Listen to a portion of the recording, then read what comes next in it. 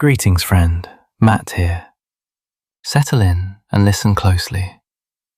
Some stories creep quietly into the mind and linger long after the last word.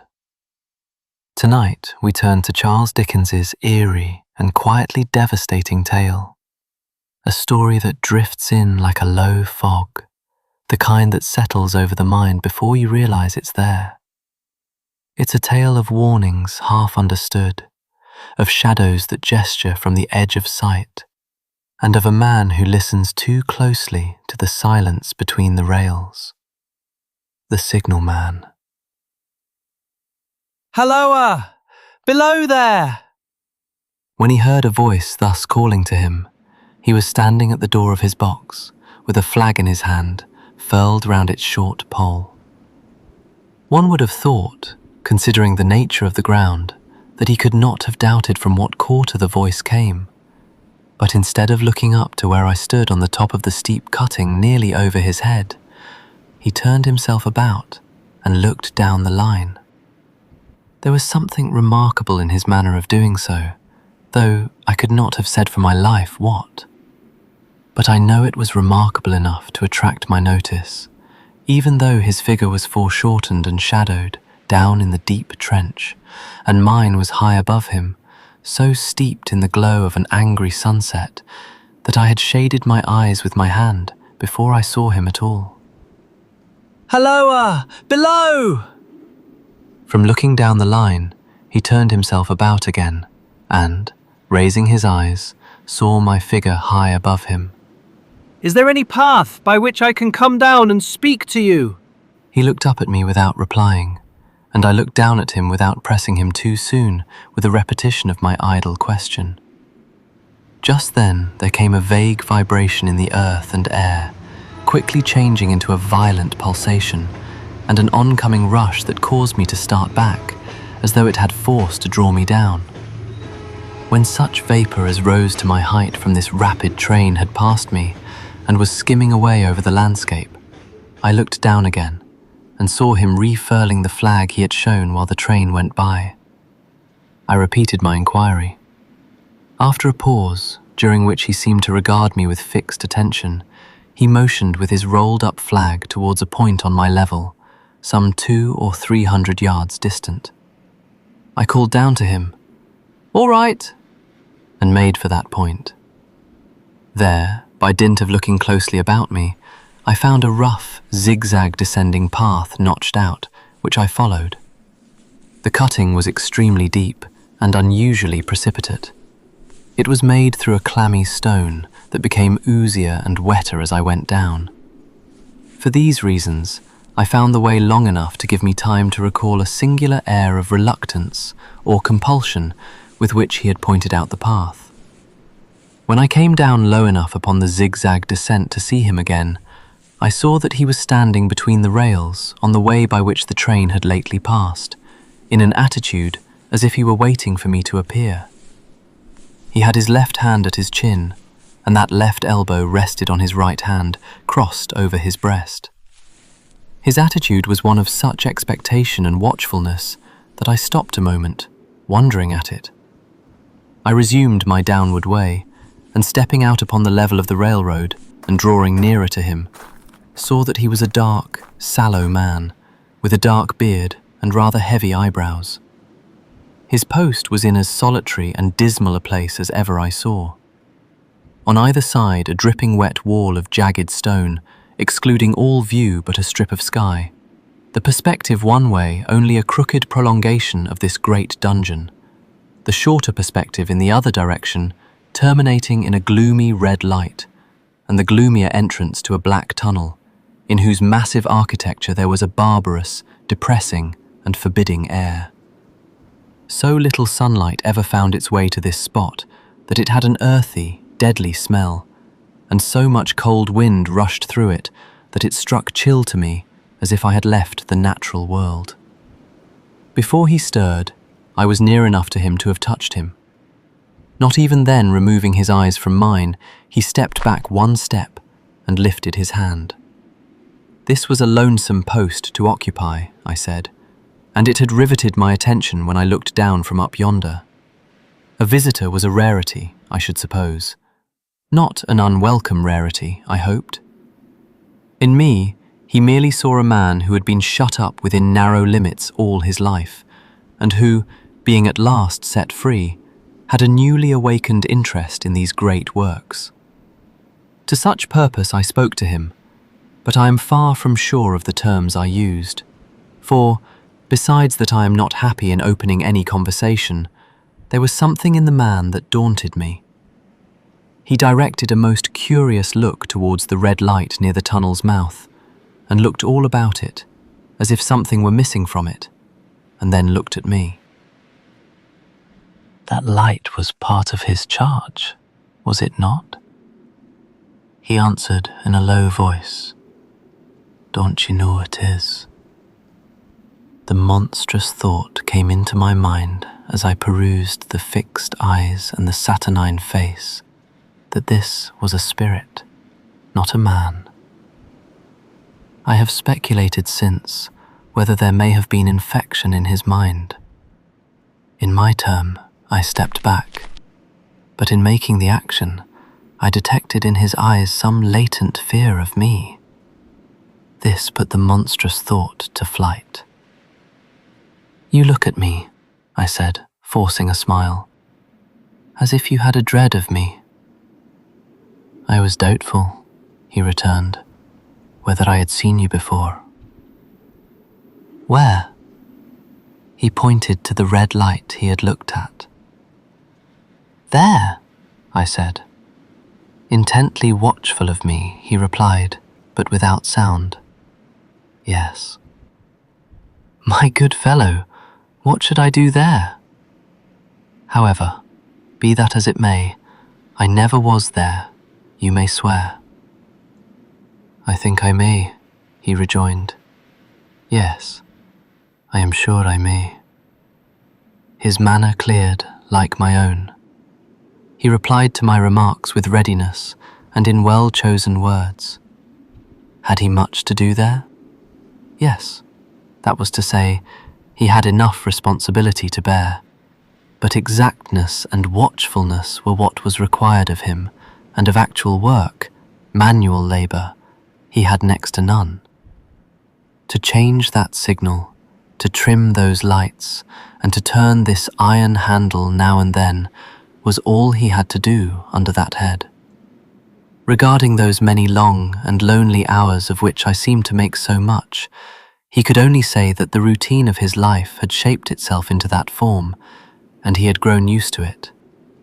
He had taught himself a language down here, if only to know it by sight, and to have formed his own crude ideas of its pronunciation could be called learning it. He had also worked at fractions and decimals, and tried a little algebra, but he was, and had been as a boy, a poor hand at figures. Was it necessary for him when on duty always to remain in that channel of damp air, and could he never rise into the sunshine from between those high stone walls? Why, that depended upon times and circumstances. Under some conditions, there would be less upon the line than under others, and the same held good as to certain hours of the day and night. In bright weather, he did choose occasions for getting a little above these lower shadows, but, being at all times liable to be called by his electric bell, and at such times listening for it with redoubled anxiety, the relief was less than I would suppose. He took me into his box, where there was a fire, a desk for an official book in which he had to make certain entries, a telegraphic instrument with its dial, face, and needles, and the little bell of which he had spoken. On my trusting that he would excuse the remark that he had been well educated, and, I hoped I might say without offence, perhaps educated above that station, he observed that instances of slight incongruity in such wise would rarely be found wanting among large bodies of men, that he had heard it was so in workhouses, in the police force, even in that last desperate resource, the army, and that he knew it was so, more or less, in any great railway staff. He had been, when young, if I could believe it, sitting in that hut, he scarcely could, a student of natural philosophy, and had attended lectures, but he had run wild, misused his opportunities, gone down, and never risen again. He had no complaint to offer about that. He had made his bed, and he lay upon it. It was far too late to make another. "All that I have, here condensed," he said in a quiet manner, with his grave, dark regards divided between me and the fire. He threw in the word "sir" from time to time, and especially when he referred to his youth, as though to request me to understand that he claimed to be nothing but what I found him. He was several times interrupted by the little bell, and had to read off messages and send replies. Once he had to stand without the door and display a flag as a train passed and make some verbal communication to the driver.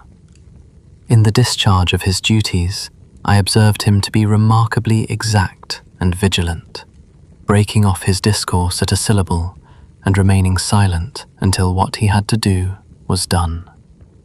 In a word, I should have set this man down as one of the safest of men to be employed in that capacity, but for the circumstance that while he was speaking to me, he twice broke off with a fallen colour, turned his face towards the little bell when it did not ring, opened the door of the hut, which was kept shut to exclude the unhealthy damp, and looked out towards the red light near the mouth of the tunnel. On both of those occasions, he came back to the fire with the inexplicable air upon him which I had remarked, without being able to define when we were so far asunder. Said I, when I rose to leave him, "You almost make me think that I have met with a contented man." I am afraid I must acknowledge that I said it to lead him on. "I believe I used to be so," he rejoined, in the low voice in which he had first spoken. "But I am troubled, sir. I am troubled." He would have recalled the words if he could. He had said them, however, and I took them up quickly. "With what? What is your trouble?" "It is very difficult to impart, sir. It is very, very difficult to speak of. If ever you make me another visit, I will try to tell you." "But I expressly intend to make you another visit. Say, when shall it be?" "I go off early in the morning, and I shall be on again at 10 tomorrow night, sir." "I will come at 11. He thanked me and went out at the door with me. "I'll show my white light, sir," he said in his peculiar low voice, "till you have found the way up. When you have found it, don't call out. And when you are at the top, don't call out." His manner seemed to make the place strike colder to me, but I said no more than, "Very well. And when you come down tomorrow night, don't call out. Let me ask you a parting question. What made you cry, 'Halloa, below there,' tonight?" "Heaven knows," said I. "I cried something to that effect." "Not to that effect, sir. Those were the very words. I know them well." "Admit those were the very words. I said them, no doubt, because I saw you below." "For no other reason?" "What other reason could I possibly have?"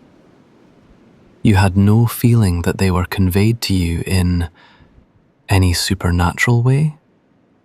"No." He wished me good night and held up his light.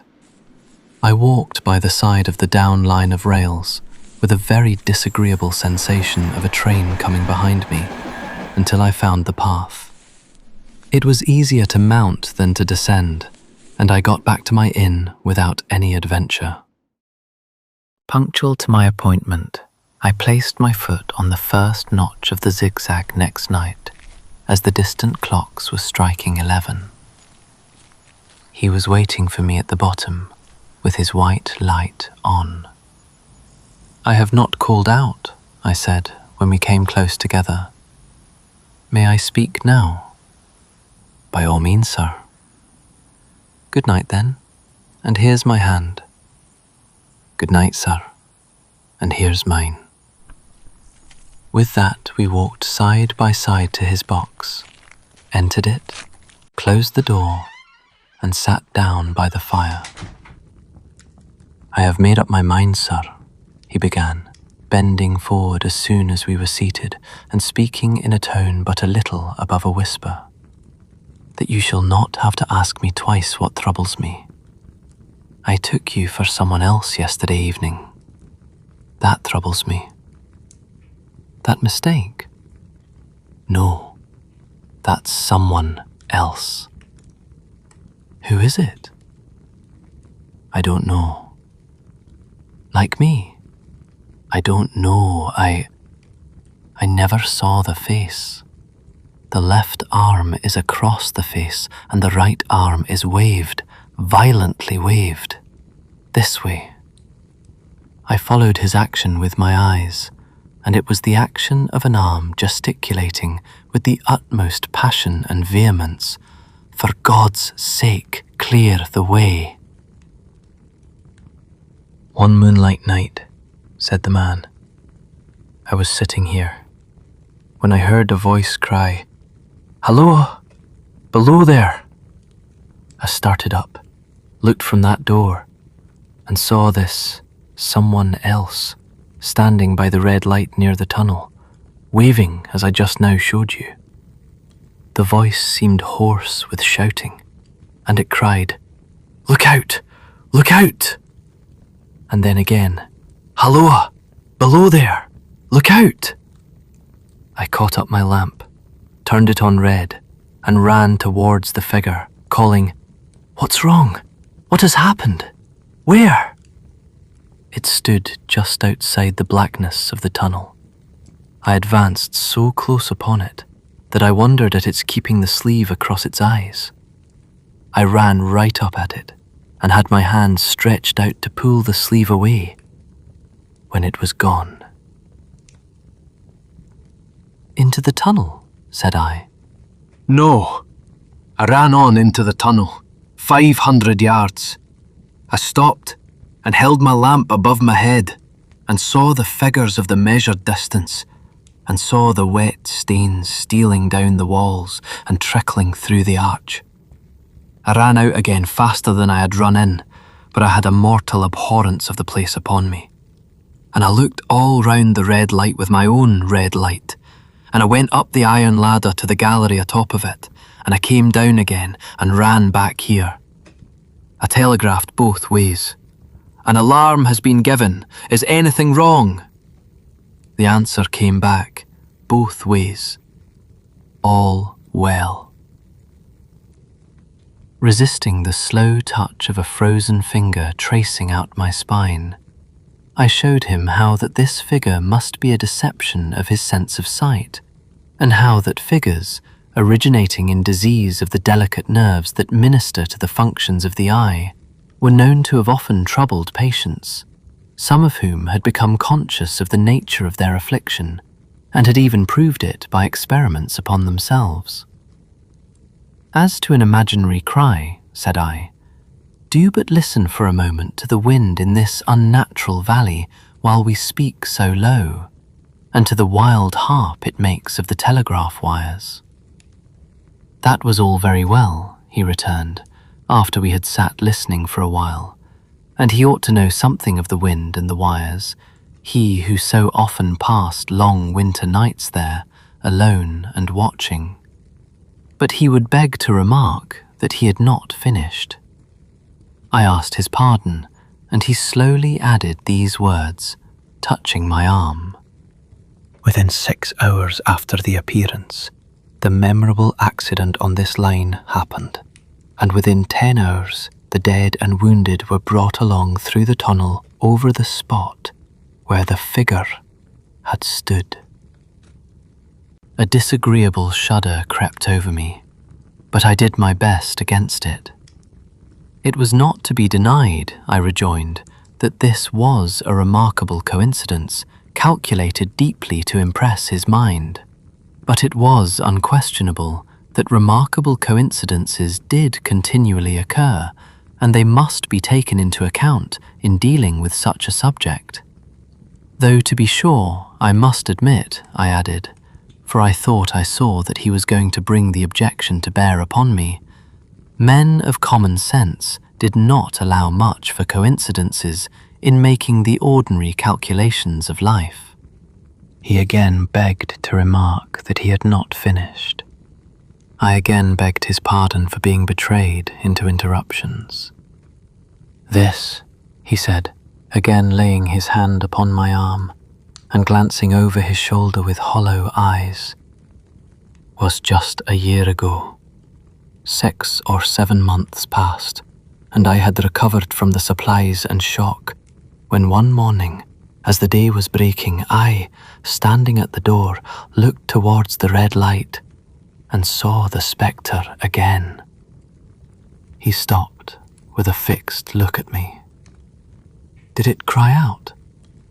No, it was silent. Did it wave its arm? No. It leaned against the shaft of the light with both hands before the face, like this. Once more, I followed his action with my eyes. It was an action of mourning. I have seen such an attitude in stone figures on tombs. Did you go up to it? I came in and sat down, partly to collect my thoughts, partly because it had turned me faint. When I went to the door again, daylight was above me, and the ghost was gone. But nothing followed. Nothing came of this. He touched me on the arm with his forefinger twice or thrice, giving a ghastly nod each time. That very day, as a train came out of the tunnel, I noticed, at a carriage window on my side, what looked like a confusion of hands and heads, and something waved. I saw it just in time to signal the driver stop. He shut off and put his brake on, but the train drifted past here 150 yards or more. I ran after it, and as I went along, heard terrible screams and cries. A beautiful young lady had died instantaneously in one of the compartments and was brought in here and laid down on this floor between us. Involuntarily, I pushed my chair back as I looked from the boards at which he pointed to himself. True, sir, true. Precisely as it happened, so I tell it you. I could think of nothing to say, to any purpose, and my mouth was very dry. The wind and the wires took up the story with a long, lamenting wail.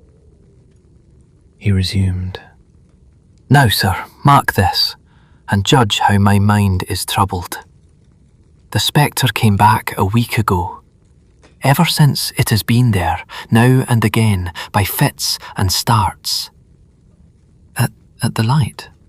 At the danger light. What does it seem to do? He repeated, if possible with increased passion and vehemence, that former gesticulation of, "For God's sake, clear the way!" Then he went on, "I have no peace or rest for it. It calls to me for many minutes together in an agonized manner. Below there, look out, look out! It stands waving to me. It rings my little bell." I caught at that. "Did it ring your bell yesterday evening when I was here, and you went to the door?" "Twice." "Why, see," said I, "how your imagination misleads you. My eyes were on the bell, and my ears were open to the bell, and if I am a living man, it did not ring at those times. No, nor at any other time, except when it was rung in the natural course of physical things by the station communicating with you." He shook his head. "I have never made a mistake as to that yet, sir. I have never confused the spectre's ring with the man's. The ghost's ring is a strange vibration in the bell that it derives from nothing else, and I have not asserted that the bell stirs to the eye. I don't wonder that you failed to hear it. but I heard it." "And did the spectre seem to be there when you looked out?" "It was there." "Both times?" he repeated firmly. "Both times." "Will you come to the door with me and look for it now?" He bit his underlip as though he was somewhat unwilling, but arose. I opened the door and stood on the step while he stood in the doorway. There was the danger light. There was the dismal mouth of the tunnel. There were the high, wet stone walls of the cutting.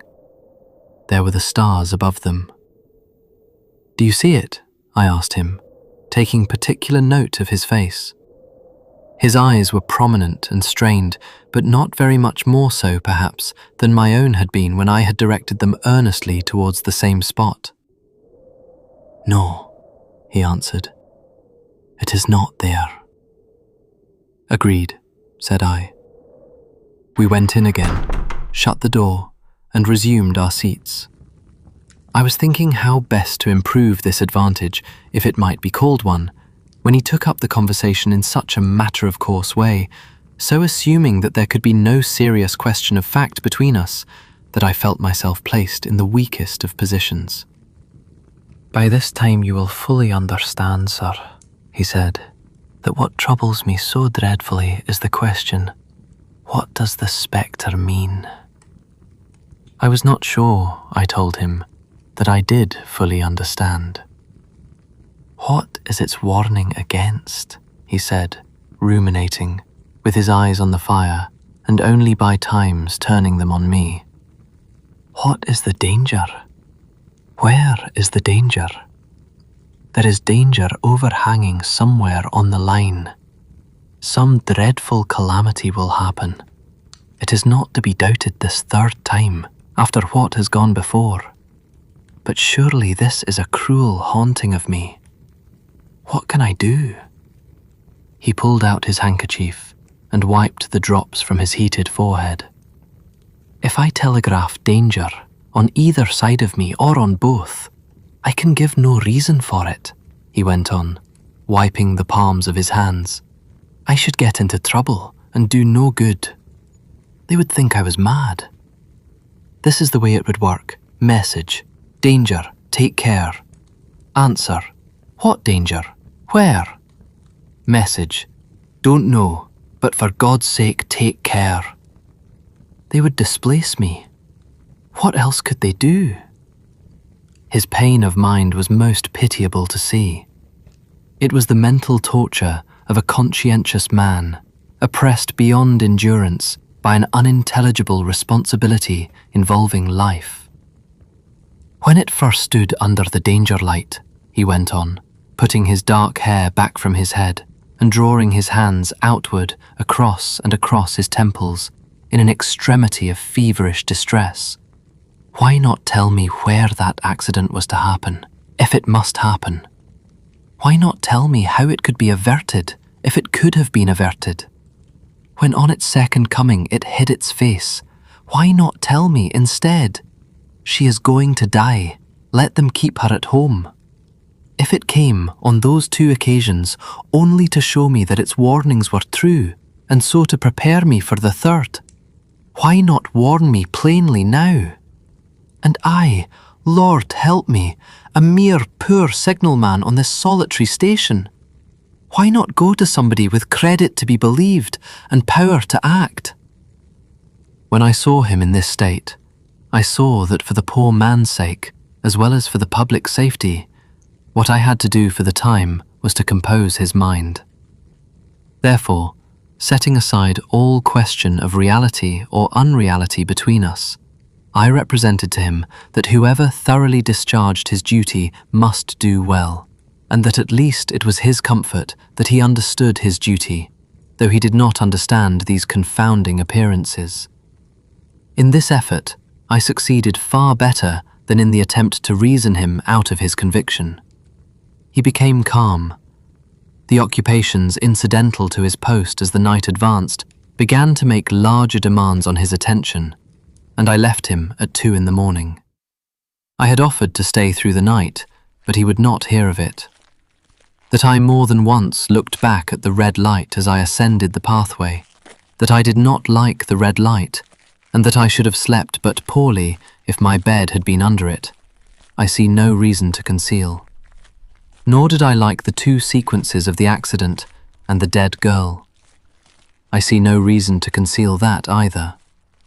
But what ran most in my thoughts was the consideration how ought I to act, having become the recipient of this disclosure. I had proved the man to be intelligent, vigilant, painstaking, and exact, but how long might he remain so in his state of mind?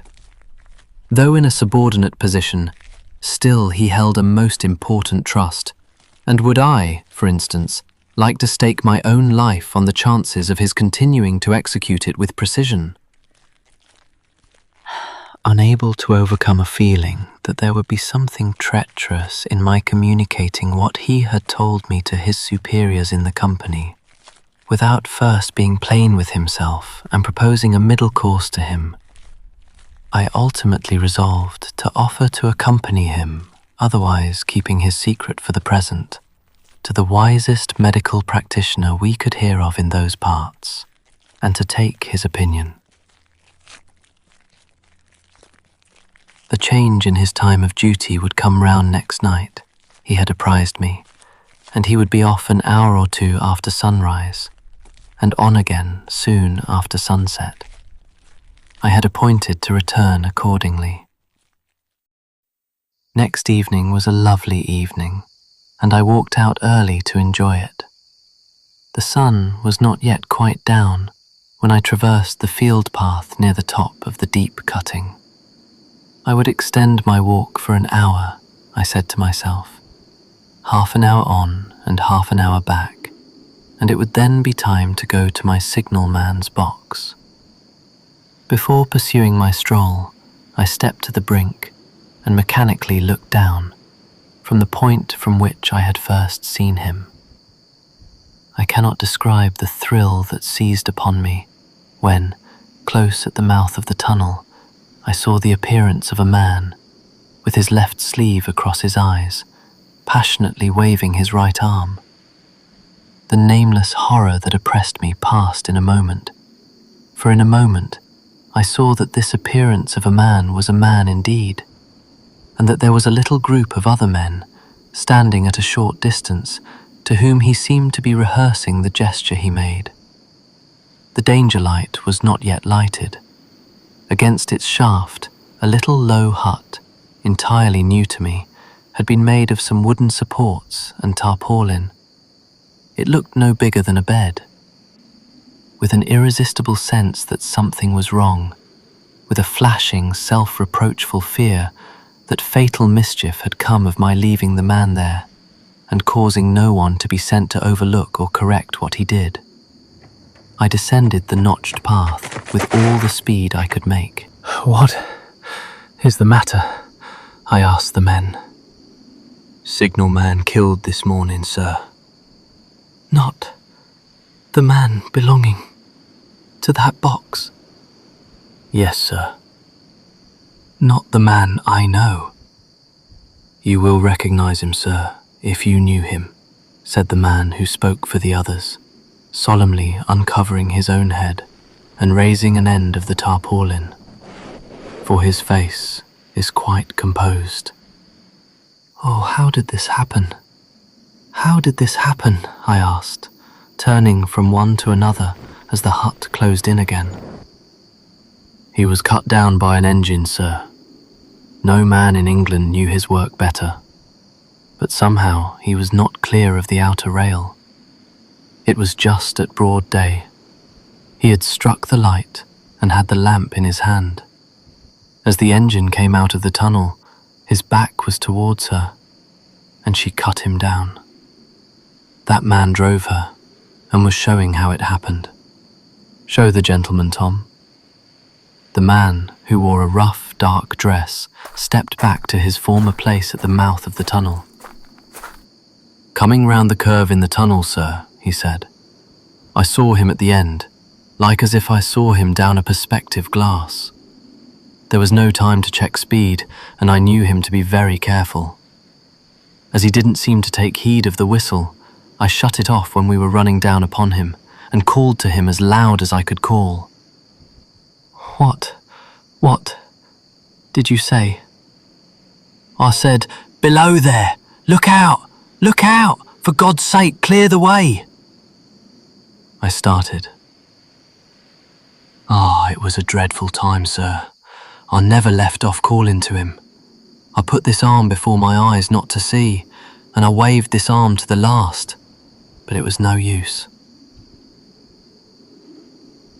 The end. Well, dearest friend, that's all for now. So until we meet again, keep your lantern close, because the dark knows more than we think.